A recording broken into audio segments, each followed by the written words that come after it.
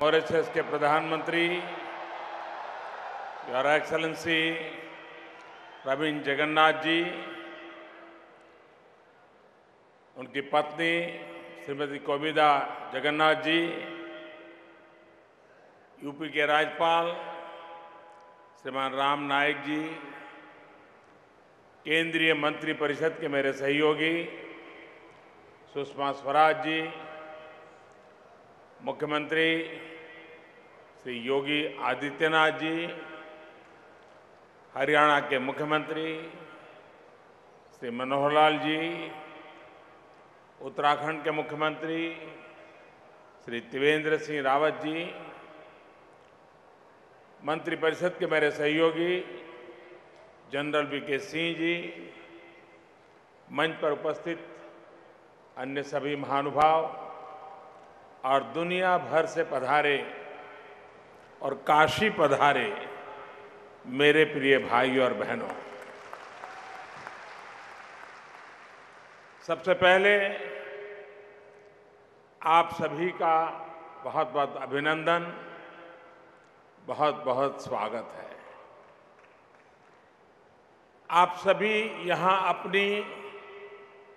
अपने पूर्वजों की मिट्टी की महक से खींचे चले आए हैं। कल जिन्हें प्रवासी भारतीय सम्मान मिलने वाला है, उन्हें मैं अपनी तरफ से अग्रिम शुभकामनाएं देता हूं। आज का दिन मेरे लिए भी विशेष है। जैसा कि सुषमा जी कह रही थी, मैं आपके सामने प्रधानमंत्री के साथ साथ काशी का सांसद होने के नाते एक मेजबान के रूप में उपस्थित हुआ।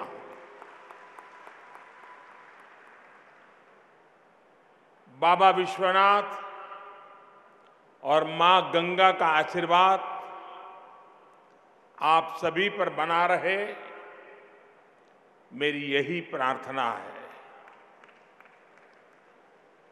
साथियों, आज आपसे अपनी बात शुरू करने से पहले मैं डॉक्टर श्री श्री श्री शिवकुमार स्वामी जी के निधन पर अपना शोक व्यक्त करना चाहता हूं।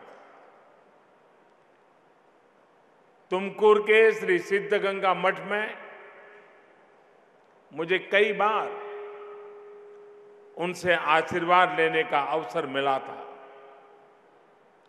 और जब भी उनसे मिलता था, वो एक बेटे की तरह मुझे इतना स्नेह करते थे, इतना आशीर्वाद देते थे। ऐसे महान संत, महाऋषि का जाना हम सभी के लिए बहुत दुखद है। मानव कल्याण के लिए उनके योगदान को देश हमेशा याद रखेगा। मैं आदरपूर्वक उन्हें नमन करता हूं, उनको श्रद्धांजलि देता हूं। भाइयों और बहनों, दुनिया भर में बसे आप सभी भारतीयों से संवाद का ये अभियान हम सभी के प्रिय श्रद्धेय अटल बिहारी वाजपेयी ने शुरू किया था। अटल जी के जाने के बाद यह पहला प्रवासी भारतीय सम्मेलन है। इस अवसर पर मैं अटल जी को श्रद्धा सुमन अर्पित करता हूं, उनकी इस विराट सोच के लिए नमन करता हूं। साथियों, आप सभी काशी में हैं और इसलिए मैं काशी और आप सभी में एक समानता भी देख रहा हूं। बनारस नगरी चिरकाल से ही भारत की सांस्कृतिक, आध्यात्मिक, दार्शनिक और ज्ञान की परंपरा से दुनिया में देश का परिचय कराती रही है। आप भी अपने दिलों में भारत और भारतीयता को संजोए हुए इस धरती की ऊर्जा उसे दुनिया को परिचित करा रहे हैं। साथियों, मैं आपको भारत का ब्रांड एम्बेसडर मानने के साथ ही भारत के सामर्थ्य और भारत की क्षमताओं, देश की विशेषताओं का प्रतिनिधि भी और प्रतीक भी मानता हूं। इसलिए ही आप अभी जिस देश में भी रह रहे हैं, वहां के समाज को भी आपने अपनापन दिया है। वहां की संस्कृति और अर्थव्यवस्था को समृद्ध किया है। आपने वसुधैव कुटुंबकम इस भारतीय दर्शन का, हमारे पारिवारिक मूल्यों का विस्तार किया है। आप सभी जिस देश में बसे हैं, वहां के समाज के लगभग हर क्षेत्र में लीडरशिप के रोल में नजर आते हैं। मॉरिशस को श्री प्रवीण जगन्नाथ जी पूरे समर्पण के साथ आगे बढ़ा रहे हैं। इसके अलावा पुर्तगाल, त्रिनिदाद टोबैगो और आयरलैंड जैसे अनेक देशों को ऐसे सक्षम लोगों का नेतृत्व मिला है जिनकी जड़ें भारत में है। साथियों, आप सभी के सहयोग से बीते 4.5 वर्षों में भारत ने दुनिया में अपना स्वाभाविक स्थान पाने की दिशा में एक बड़ा कदम बढ़ाया है। पहले लोग कहते थे कि भारत बदल नहीं सकता। हमने इस सोच को ही बदल डाला है।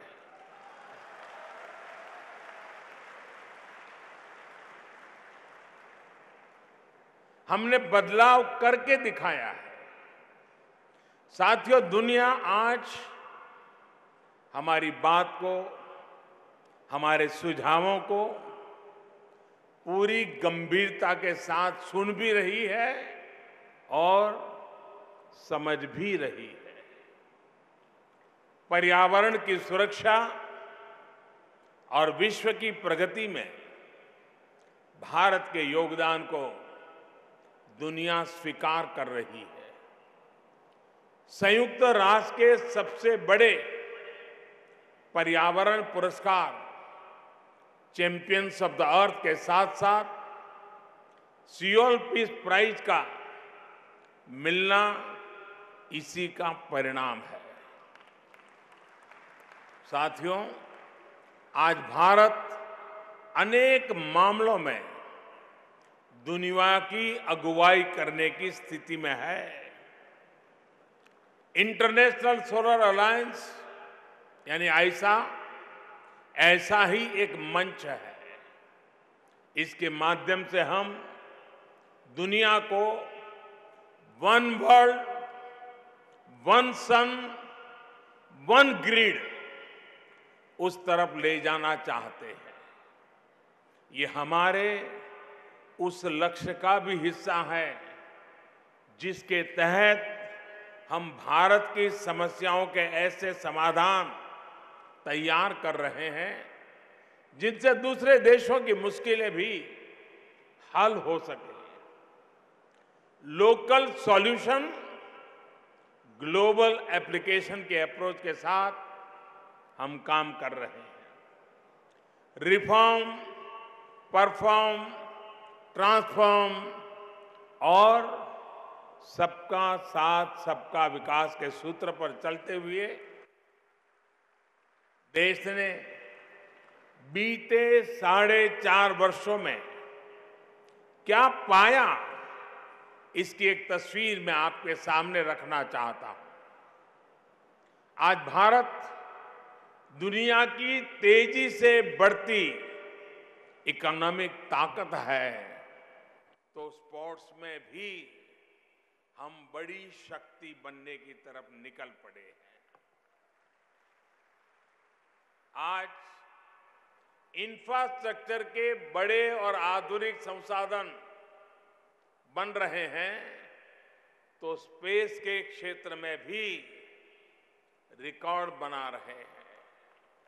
आज हम दुनिया का सबसे बड़ा स्टार्टअप इकोसिस्टम, तो दुनिया की सबसे बड़ी health care scheme Ayushman Bharat भी चला रहे हैं। आज हमारा युवा मेक इन इंडिया के तहत रिकॉर्ड स्तर पर मोबाइल फोन, कार, बस, ट्रक, ट्रेन बना रहा है, तो वहीं खेत में रिकॉर्ड अन्न उत्पादन भी हो रहा है। मैं एक उदाहरण देता हूं। साथियों, आप में से अनेक लोगों ने हमारे देश के एक पूर्व प्रधानमंत्री की भ्रष्टाचार को लेकर कही एक बात जरूर सुनी होगी। उन्होंने कहा था कि केंद्र सरकार दिल्ली से जो पैसे भेजती है, उसका सिर्फ 15% ही लोगों तक पहुंच पाता है। अगर दिल्ली से 1 रुपया निकलता है तो 15 पैसा गांव में पहुंचता है, 85 पैसे छूमंतर हो जाते हैं। ये एक भूतपूर्व प्रधानमंत्री ने हमारे देश में कहा था। इतने वर्ष तक देश पर जिस पार्टी ने शासन किया, उसने देश को जो व्यवस्था दी थी, उस सच्चाई को प्रधानमंत्री रहते हुए उन्होंने स्वीकार किया था। लेकिन अफसोस ये रहा कि बाद के अपने 10-15 साल के शासन में भी इस लूट को, इस लीकेज को बंद करने का प्रयास नहीं किया गया। बीमारी तो पता चला, बीमारी को स्वीकार भी किया, लेकिन इलाज करने की दिशा में न सोचा न कुछ किया। देश का मध्यम वर्ग ईमानदारी से टैक्स देता रहा और 85% की लूट भी चलती रही। साथियों, अब मैं आपको आज की सच्चाई भी बताना चाहता हूं। हमने टेक्नोलॉजी का इस्तेमाल करके इस 85% की लूट को 100% खत्म कर दिया है।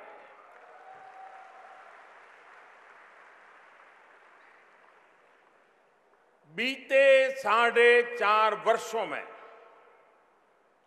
करीब 5,80,000 करोड़ रुपए, 5,80,000 करोड़ रुपए, यानी करीब 80 बिलियन डॉलर हमारी सरकार ने अलग अलग योजनाओं के तहत सीधे लोगों को दिए, उनके बैंक अकाउंट में ट्रांसफर किए हैं। किसी को घर के लिए, किसी को पढ़ाई के लिए, किसी को स्कॉलरशिप के लिए, किसी को गैस सिलेंडर के लिए, किसी को अनाज के लिए ये राशि दी गई है। अब आप अंदाज लगाइए, अगर देश पुराने तौर तरीकों से ही चला रहा होता तो आज भी इस 5,80,000 करोड़ रुपए में से करीब करीब 4.5 लाख से भी ज्यादा हजार करोड़, 4.5 लाख करोड़ से ज्यादा ये रकम छूमंतर हो जाती, लीक होती। अगर हम व्यवस्था में बदलाव नहीं लाते होते तो ये राशि उसी तरह लूट ली जाती जैसे पूर्व प्रधानमंत्री ने स्वीकार किया था कि लूटी जाती थी। साथियों, ये सुधार पहले भी हो सकता था, लेकिन नीयत नहीं थी, इच्छा शक्ति नहीं थी और नीति की अपेक्षा करना जरा कठिन लगता है। हमारी सरकार अब उस रास्ते पर चल रही है कि सरकार द्वारा दी जाने वाली हर मदद डायरेक्ट बेनिफिट ट्रांसफर स्कीम के तहत सीधे लाभार्थी के बैंक खाते में ट्रांसफर की जाए।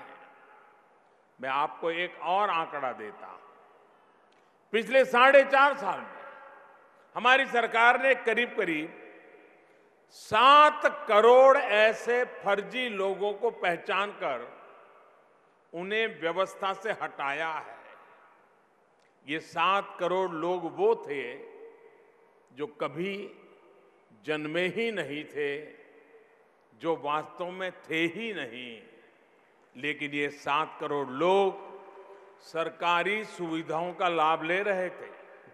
कागज पे वो थे, कागज पे वो पैदा भी हुए, बड़े भी हुए और फायदा भी उठाते रहे।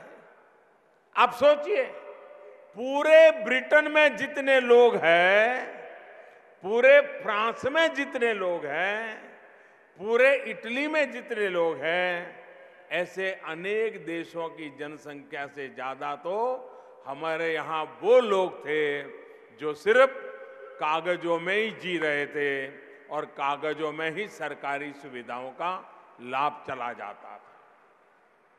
इन 7 करोड़ फर्जी लोगों को हटाने का काम हमारी सरकार ने किया है।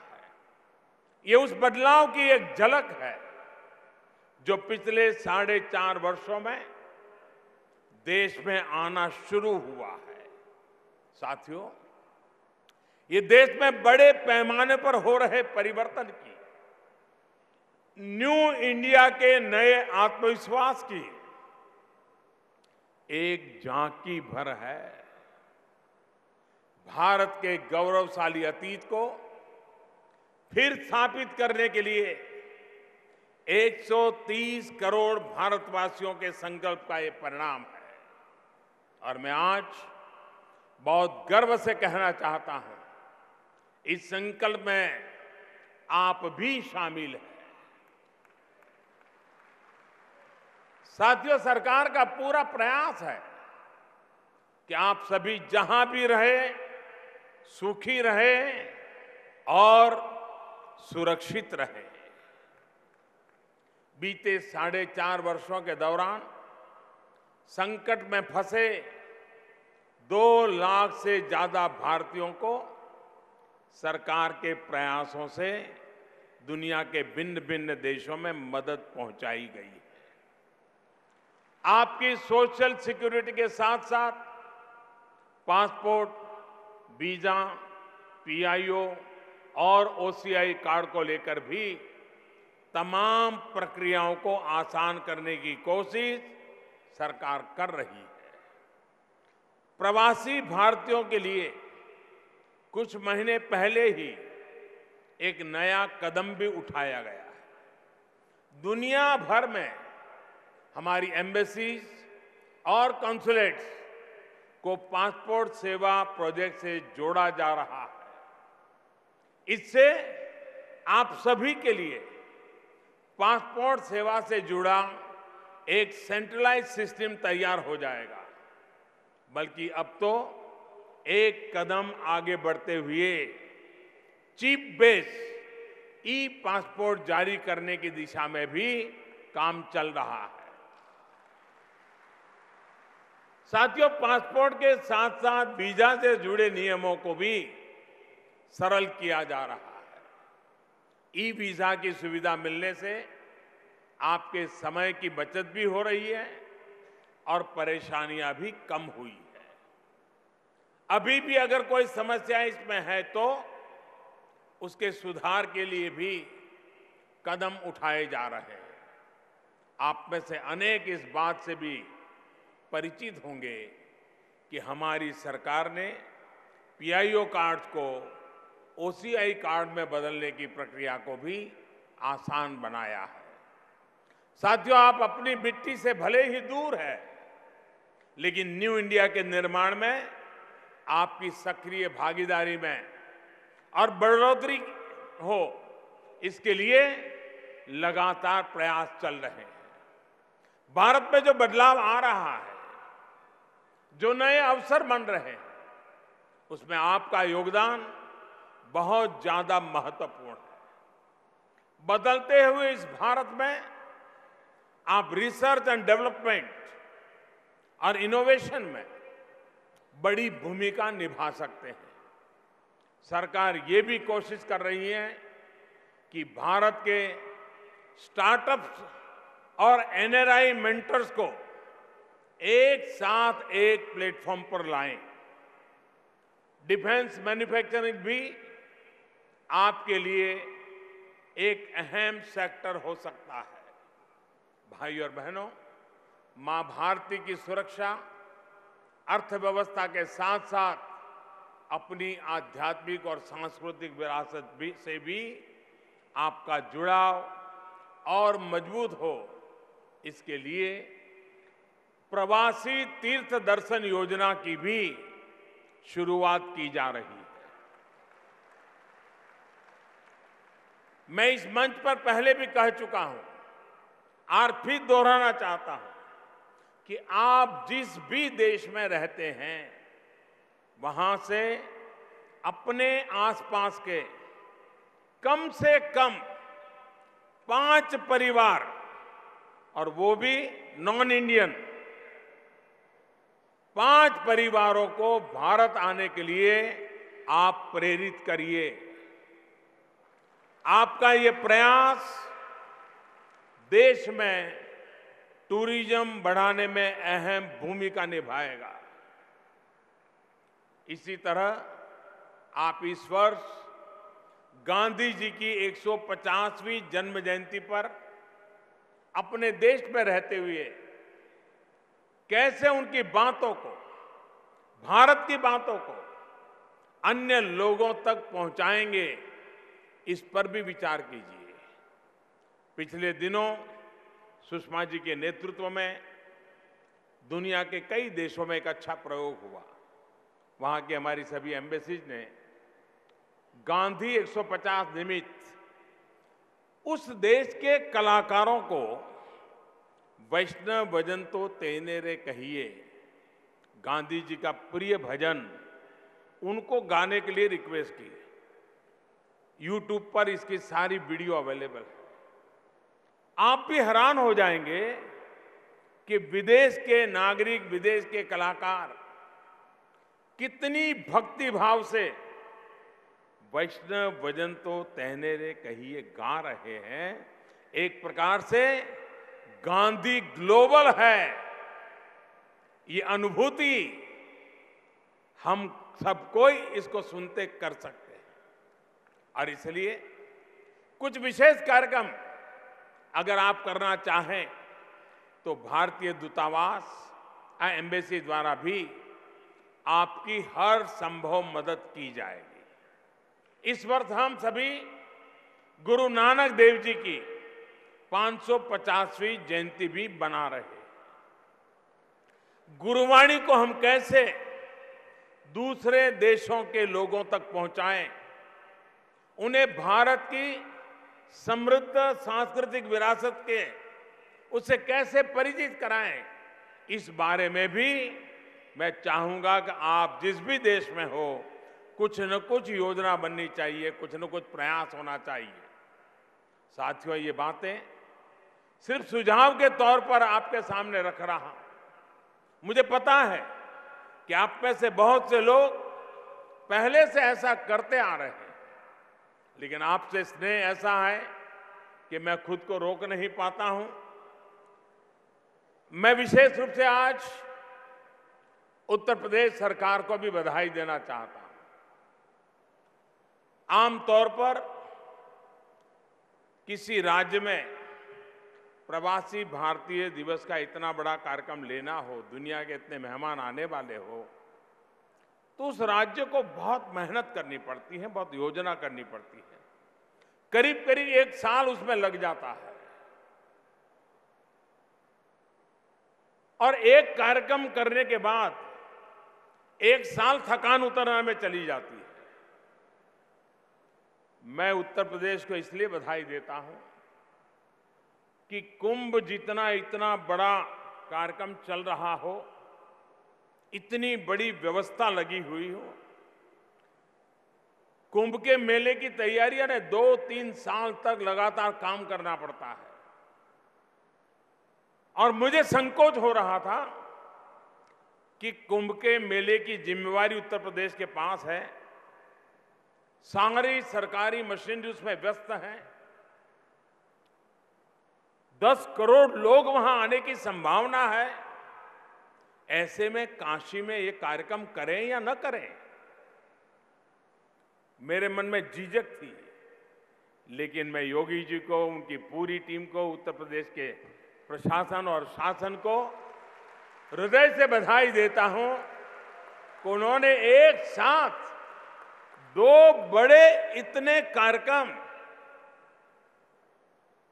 इस बात ने दुनिया को इस बात का परिचय करवा दिया है कि उत्तर प्रदेश की गवर्नमेंट, उत्तर प्रदेश की ब्यूरोक्रेसी, उत्तर प्रदेश के मुलाजिम, ये भी दुनिया में किसी से कम नहीं है। और इसलिए मैं उनका विशेष अभिनंदन करता हूं। मैं काशी वासियों का सर झुका करके प्रणाम करना चाहता हूं, क्योंकि मैंने प्रवासी भारतीय दिवस को गुजरात में भी किया हुआ है और शायद गुजरात के मुख्यमंत्री कहो या आज प्रधानमंत्री के पद पर देखो, शायद हिंदुस्तान में मैं एक ऐसा इंसान हूं जो करीब करीब सभी प्रवासी भारतीय दिवस के कार्यक्रम में उपस्थित रहा हूं। जब मुख्यमंत्री था तब भी आता था, प्रधानमंत्री बनने के बाद तो दायित्व बना है। एक बार सिर्फ मैंने वीडियो कॉन्फ्रेंस से शरीक हुआ था, अदरवाइज मैं फिजिकली जाता। मैंने इतने कार्यक्रम देखे हैं। गुजरात में भी मैं मेजबान था, लेकिन काशी ने जिस प्रकार से इस कार्यक्रम को सरकारी कार्यक्रम नहीं बनने दिया, जनता जनार्दन का कार्यक्रम बन गया। हर काशी वासी ने इसने अपना कार्यक्रम बना लिया। करीब करीब 400 लोग परिवारों में ठहरे हैं और यहां की टेंट सिटी का नजारा ऐसा है कि मुझे बताया गया कि कई लोग जो होटल में ठहरे थे, वो होटल छोड़ करके टेंट सिटी का मजा लेने चले आए, एक नया अनुभव करने के लिए चले आए। मैं समझता हूं, और पिछले 2 महीने से मैं लगातार देख रहा था, काशी वासियों ने काशी को एक प्रकार से ग्लोबल हेडक्वार्टर बना दिया हो, ऐसा माहौल बना दिया था। यहां आया हुआ हर मेहमान काशीवासी को लग रहा है उसके खुद के परिवार का मेहमान है। ऐसा वातावरण प्रवासी भारतीय सम्मेलनों में इसके पहले मैं कभी देख नहीं पाया हूं, जो काशी वासियों ने दिखाया है। और इसलिए मैं काशी वासियों को विशेष रूप से प्रणाम करता हूं। मैं यहां स्थानीय एडमिनिस्ट्रेशन को भी, यहां के अधिकारियों को भी हृदय से बहुत बहुत बधाई देता हूं कि उन्होंने अपने बलबूते पर इतनी बड़ी व्यवस्था को चलाया, बढ़ाया और आगे बढ़ाया। और इन सारे के पीछे सुषमा जी का नेतृत्व और उनकी पूरी टीम, ये तो अभिनंदन के हकदार है ही है। काशी का गौरव बढ़ा, तो यहां के सांसद के नाते मेरी खुशी जरा 4 गुना ज्यादा बढ़ जाती है। मेहनत आप लोगों ने की, योजना आप लोगों ने बनाई, पसीना आपने बहाया, दिन रात बिना सोए बिना थके आप लोग चलते रहे, लेकिन लोग पीठ मेरी थपथपा रहे हैं। ये आपका प्यार है, आपकी मेहनत है, जिसके कारण ये संभव हुआ है।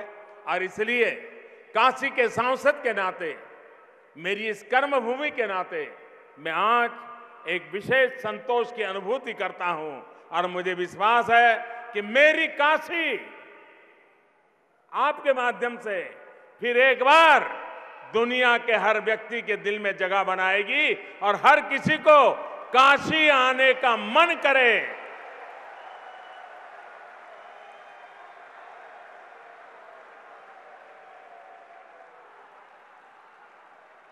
मैं अंत में फिर से एक बार आप सभी का काशी में पधारने के लिए हृदय से बहुत बहुत आभार व्यक्त करता हूं। भारत में आपका ये प्रवास सुखद रहे, इसी कामना के साथ बहुत बहुत धन्यवाद करता हूं। मैं व्यक्तिगत रूप से प्रधानमंत्री के रूप में नहीं, सांसद के रूप में नहीं, व्यक्तिगत अपने आनंद के लिए पिछले 1-2 साल से कार्यक्रम कर रहा हूं। भारत में मार्च महीना एक प्रकार से एग्जाम का महीना होता है और 10वीं 12वीं की परीक्षा यानी परिवार में साल भर एक तनाव का माहौल होता है। हर किसी को लगता है बच्चे को 10वीं में ज़्यादा मार्क मिले, 12वीं में ज़्यादा मार्क मिले, एक तनाव का माहौल होता है। तो मैं हमेशा कोशिश कर रहा हूं कि एग्ज़ाम के कुछ पहले सभी बच्चों से, उनके पेरेंट्स से, उनके गार्डियन से, उनके अभिभावकों से, उनके टीचर्स से मैं संवाद करूं और परीक्षा को बड़ा संकट न माने लोग, इसके लिए जो भी बातें समझा सकता हूं मैं समझाऊं। मुझे खुशी है इस 29 जनवरी को 29 जनवरी को मैं देश भर के और इस बार तो विदेश के लोग भी जुड़ रहे हैं, उनके बच्चे भी, उनके फैमिली के लोग भी नरेंद्र मोदी ऐप के माध्यम से, वीडियो के माध्यम से जुड़ने वाले हैं। करोड़ों करोड़ों परिवारों के साथ एग्जाम वॉरियर के संबंध में मैं संवाद करने वाला हूं, बच्चों से बातचीत करने वाला हूं और परीक्षा का तनाव बच्चों को न रहे, इसके लिए जो भी तौर तरीके बता सकता हूं मैं बताने वाला हूं। 29 जनवरी 11 बजे मुझे विश्वास है कि आप भी अपने परिवारजनों को वहां सूचना करेंगे कि वहां आपके परिवार के लोग भी अगर इस एग्जाम के कालखंड में हो तो वे भी उसका फायदा उठा सकते हैं। मैं फिर एक बार इस भव्य योजना के लिए और हमारे मित्र प्रवीण जगन्नाथ जी का परिवार के साथ यहाँ आना, समय देना, इस कार्यक्रम की शोभा बढ़ाना, मैं इसके लिए उनका पूरा बहुत हृदय से आभार व्यक्त करता हूं। उनके पिताजी ने मॉरिशस को बनाने में बहुत बड़ी भूमिका अदा की है। एक प्रकार से आधुनिक मॉरिशस के वो आर्किटेक्चर है, उनका भी उतना ही प्यार हम सब पर बना हुआ है। पिछले दिन को उनके पिताजी विशेष रूप से परिवार के साथ काशी की यात्रा के लिए आए थे। आज प्रवीण जी का आना हो गया, परिवार के साथ कविता जी को लेकर के आ गए। मैं मानता हूं कि उनका भारत के प्रति जो अपार स्नेह है वो दिनों दिन बढ़ता चला जा रहा है। उन्होंने समय दिया, शोभा बढ़ाई, उनका भी आभार व्यक्त करता हूं। मैं फिर एक बार आप सबको अनेक अनेक शुभकामनाओं के साथ बहुत बहुत धन्यवाद।